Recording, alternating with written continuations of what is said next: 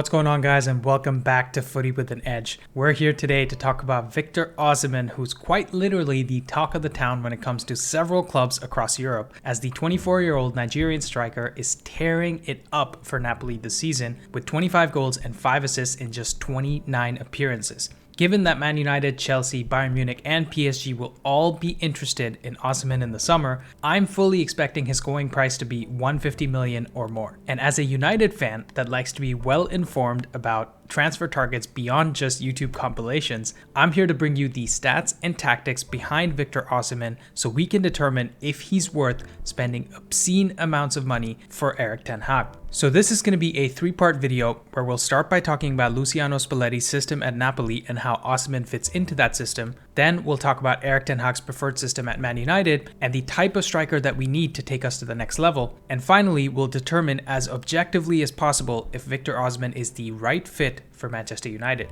As always, don't forget to drop a like on the video, and if you're new to the channel, consider subscribing to never miss out on content just like this. Now, I'm going to share a secret with you guys. Napoli are a good team. They are top of Serie A, 19 points ahead of Lazio in second, and there are only 11 games left in the season. They've scored 64 goals, which is 17 more than the second highest in Inter Milan, and they've only conceded 16 goals, which is about 0.6 per 90. They're also in the quarterfinals of the Champions League, and odds makers have them as the second favorites behind Man City to win it all. Luciano Spalletti is doing an absolutely outstanding job this season after a summer in which he lost Fabian Ruiz to PSG, Koulibaly to Chelsea, Dries Mertens, their all-time top scorer, to Galatasaray, and the team captain Lorenzo Insigne to Toronto FC. And the credit for their success has to go to the Napoli sporting director as well, because they replaced these experienced and reliable players with 23-year-old Raspadori on loan from Sassuolo, 27-year-old Simeone on loan from Hellas Verona, 26-year-old Kim Min-jae from Fenerbahce, and the main man himself, 22-year-old Kvichka Kvaratskhelia from Dinamo Butami. And I bring all this up not just to praise Napoli's scouting network, but to show you an example of how relatively unknown players from outside the top 5 leagues can totally change a club's fortune in just one season. So what exactly has Spalletti done to transform Napoli from a 3rd place Europa League side to Scudetto winning Champions League favorites? Let's analyze his preferred system with our tactics board.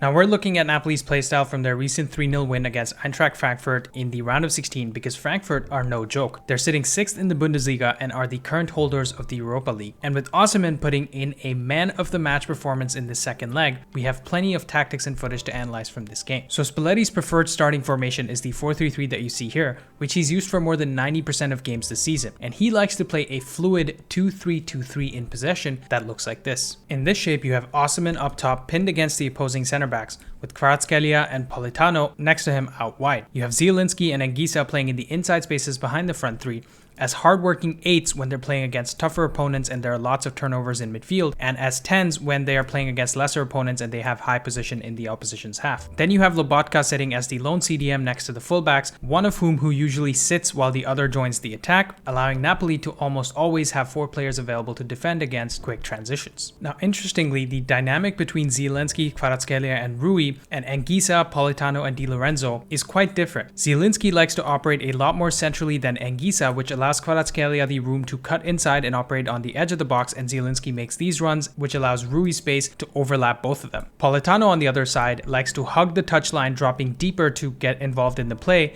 which gives Anguissa more space to make these runs from inside to outside to get on the wing, and allows Di Lorenzo to occupy the midfield spot, and occasionally once Politano cuts inside as well, Di Lorenzo will take the outside spot himself. And the movement between these 2 sets of 3 players is relevant because Osimhen rarely gets involved while these guys are building up the play, instead opting to pin the opposition center backs to stop them from engaging in any kind of press. Now, Spalletti likes his team to attack quickly by getting the ball up the pitch as fast as possible, almost like the Rangnick-Nagelsmann philosophy at Leipzig, where there needs to be a shot on goal within a few passes and touches. And we have some examples to show you guys here. We start with Di Lorenzo, the captain, picking up the ball near the halfway line. He makes a run infield and pops the ball into Lobotka, who's under pressure, and notice how Frankfurt are putting on a press with the 3 players here. Lobotka turns towards the right with the ball, making space for Di Lorenzo to run into the inside space, and Politano, who's kind of off screen here, drops deep into this space here to pull Lenz, the Frankfurt left back, out of position, creating this space for both Anguissa and Lobotka to exploit. As we play along, Lobotka pops it into Anguissa, who holds his ground and plays it into the path of Politano, who again is off the screen here, who can run forward and get into the tons of space on this area. For those of you that are wondering, this is a perfect example of a third man run, which is almost impossible to mark because these two players are linking up the play, and this third player who's not involved directly is making a run that will get him into space. Sure enough, Politano ends up attacking the space and gets all the way to the byline to put a cross in, but I want you guys to appreciate Osimhen's role in all of this. He is pinning the two center backs back here, which creates tons of space through the middle for his team. Just look at how much space there is for Anguissa, Zielinski, and Di Lorenzo in the middle here. The Frankfurt center backs can't keep the team shape compact enough through the middle because of Osimhen's presence in this area, and again, this is the kind of selfless work that goes unnoticed because it doesn't appear on a stat sheet. Here we start with Mario Rui on the ball, who plays it back to Anguissa in this area, and Frankfurt are relatively compact in defense. As soon as Rui plays the ball, he moves off his defender to give Anguissa a passing option, and Kvaratskhelia does the same thing by moving towards him in this area. So Anguissa pops it into Kvaratskhelia, who plays it first time into Zielinski to make his trademark run infield this way. Now it looks like Zielinski has space to dribble into this area by himself, but he decides to play it back to Kvaratskhelia first time, which confuses the hell out of Frankfurt and creates massive space for Kvaratskhelia centrally. At the same time, notice how Osimhen is making a diagonal run between these two defenders to pull Ndicka away,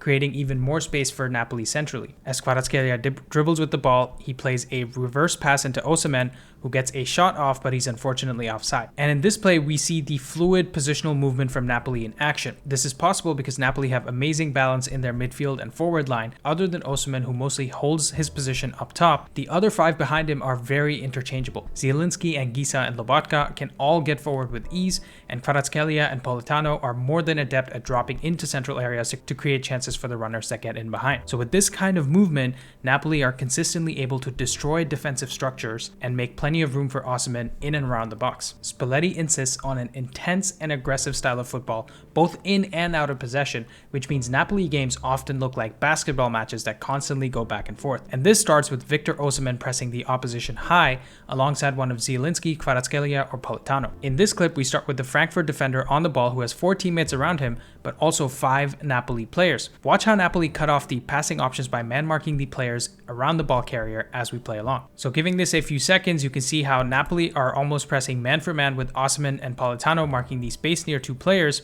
making it almost impossible for the ball carrier here to play a good pass forward. And this basically forces Kamada to drop deep from the right wing into this space here so that the ball carrier has an extra passing angle. But Anguissa's press in this area stops the ball going to Kamada, all while Osimhen and Politano are still blocking the 2 passes to these 2 areas. As Lenz finally manages to create some separation to pick up the ball, we see Politano about to start closing down the space to put pressure on him. And finally, the ball carrier just gives up and plays the ball back to the keeper because there is literally nowhere to go. In fact, the keeper then is forced to kick the ball long and Napoli win possession, all because of this press. And all of this starts with Osimhen working really hard off the ball to occupy one or both of the center backs, which triggers the rest of the attack in midfield to follow suit. Next, we have Sebastian Rode picking up the ball in midfield, and you can see again how Napoli are more than happy to press high with their front 6 players, giving Frankfurt very little time and space on the ball. As we play along, you can see Mario Rui joins the press too, forcing a loose ball that goes backwards into Frankfurt's own half. And again, we see Osimhen working hard off the ball to press Ndicka, while 4 Napoli players are pressing the 5 Frankfurt players on this side. And even though Frankfurt has a slight numbers advantage here, it means that they have 1 less player up top, so even if Frankfurt can play through this situation, they can't really do much in the final third. And then we see Knauf moving forward into attack,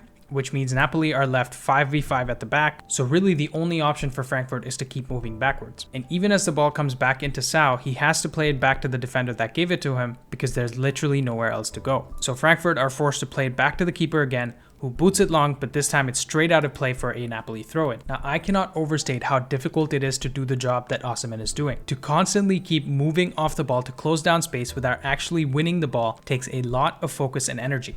And it's a very selfless job because you're doing it for the team. You're not really scoring a goal from doing something like this. So by pressing high and attacking fast with fluid, interchangeable movement, Spalletti aims to create shooting opportunities for Osimhen and Kvaratskhelia so they can put on the finishing touch. And the stats back this up. Osimhen and and Kvaratskhelia take more than half of the 14 shots that Napoli's front six create every 90 minutes. Also, notice how Osimhen's average shooting distance is 12.1 yards from goal, which is literally at the penalty spot. And Kvaratskelia's average shooting distance is 18.9 yards from goal, which is just outside the box. So that gives you an idea of the type of players that these two guys are. Now let's take a look at some of Osimhen's penalty box skills by analyzing his 2 goals against Frankfurt. We start with a loose ball coming into Roda in Frankfurt's half. As the ball bounces off him, Lobotka is the first to react, and he notices the wide open space that Politano's in on the right hand side. And he somehow manages to squeeze the ball into Politano, who has time and space to pick out a pass. But look at how crowded the Napoli box is. There's 3 players guarding Osimhen right here. As Politano gets further forward and shapes to cross the ball in, it seems very difficult for either Osimhen or Anguissa to get on the ball here, so the best cross is apparently one to Kvaratskhelia on the far post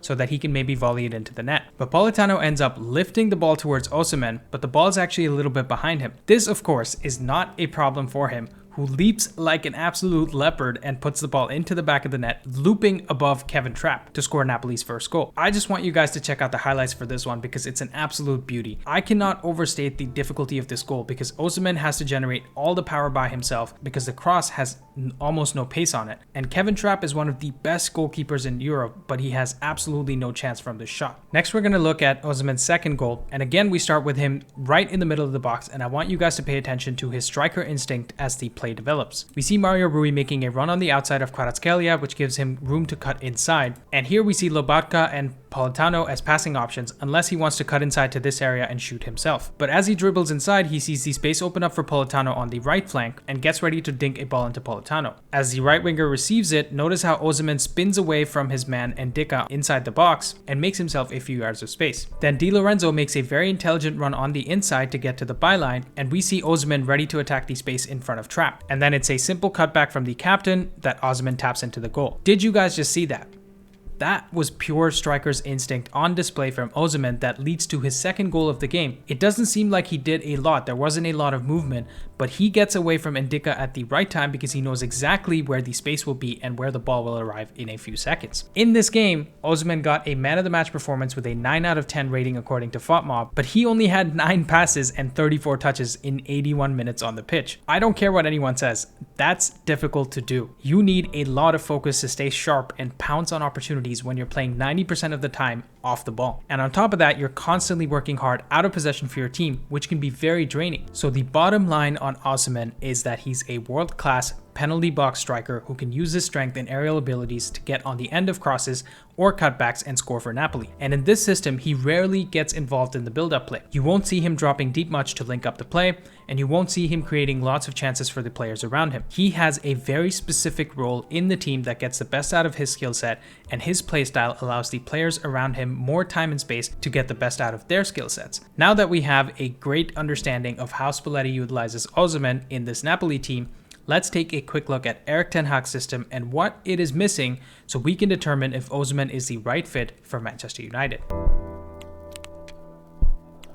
So as we've discussed several times on this channel already, Ten Hag's preferred system is the 3-3-1-3 in possession that looks like this. In this shape, you have the striker playing high through the middle, occupying the 2 center backs, with both wingers in line with him providing the width on the touchline. And I'm using Weghorst in the preferred 11 because despite him being signed in January, he has already played more games and minutes than Anthony Martial this season. Then you have Bruno, who plays in a free role in behind the front 3, usually staying forward and linking up across the front 3 to create chances. In midfield, you have Casemiro playing next to the fullbacks in Shaw and Wan-Bissaka, who operate mostly in the inside spaces and tend to underlap their wingers more than they overlap them. And Ten Hag likes to do this mainly to pull either the opposition midfielder or winger out of position towards this fullback, so it creates more space in behind for Fernandes, Weghorst, and Antony on this side, and likewise on the other side for Rashford, Shaw, and Fernandes. Then you have one of the midfielders, usually Christian Eriksen, dropping into the back line to build up the play from the back. And we've really missed Eriksen since his shock injury against Reading in the FA Cup at the end of January, because we don't really have another player like him. His technical skills and passing range are better than anyone else in our squad, which means with him in the team, Bruno, Luke Shaw, and Casemiro in particular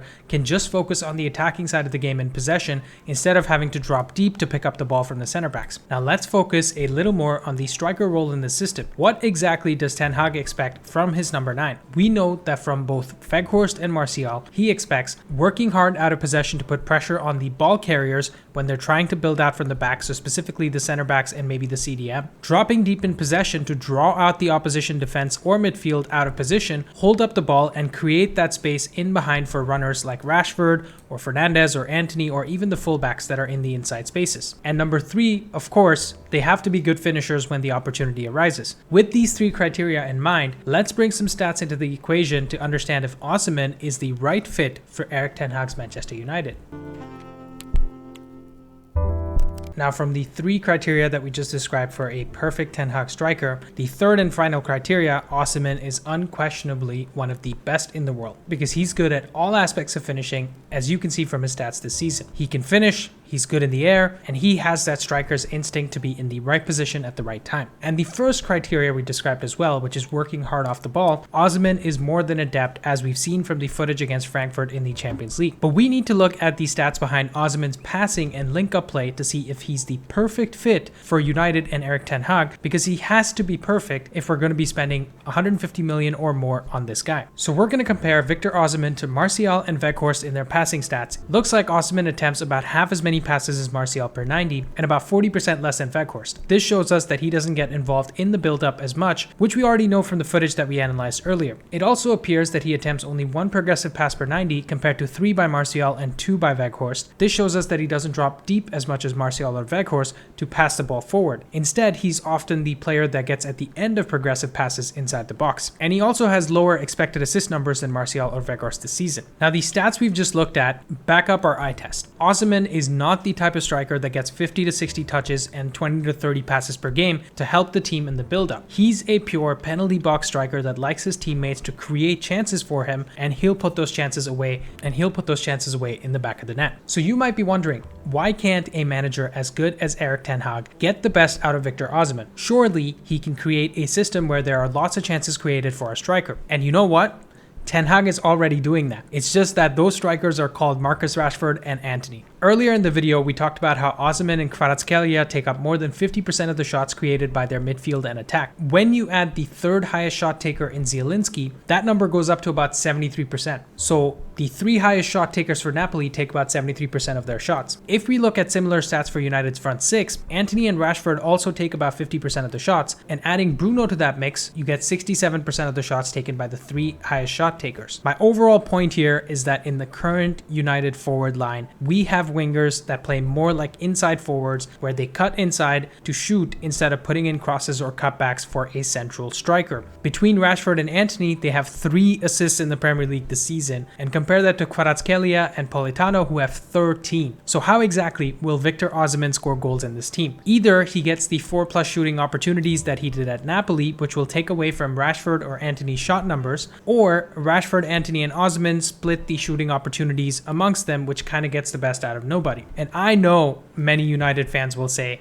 screw Antony, he's too greedy and he's not good enough anyways, so let's build a team around Osimhen and Rashford. But the problem is we paid 90 million for Antony last summer. We have to get the best out of him, and more importantly, that's what Ten Hag will want for his marquee signing. As for hoping to convert one of Rashford or Antony into a pass-first winger, I think that ship has long sailed, because both of them would rather shoot than pass to an open man, and even someone like Sancho is now becoming someone that shoots before passing. So the verdict here is that while Victor Osimhen is a world-class striker, without a doubt, that may be worth 150 million to many teams across European football, I don't think he's the best fit for Erik ten Hag's Manchester United, especially not at 150 million. I think there are a few other strikers in Europe that would suit our team a lot better next season, so stay tuned over this international break, because I will reveal who those players are very soon. Thank you guys for watching. Like and subscribe if you enjoyed,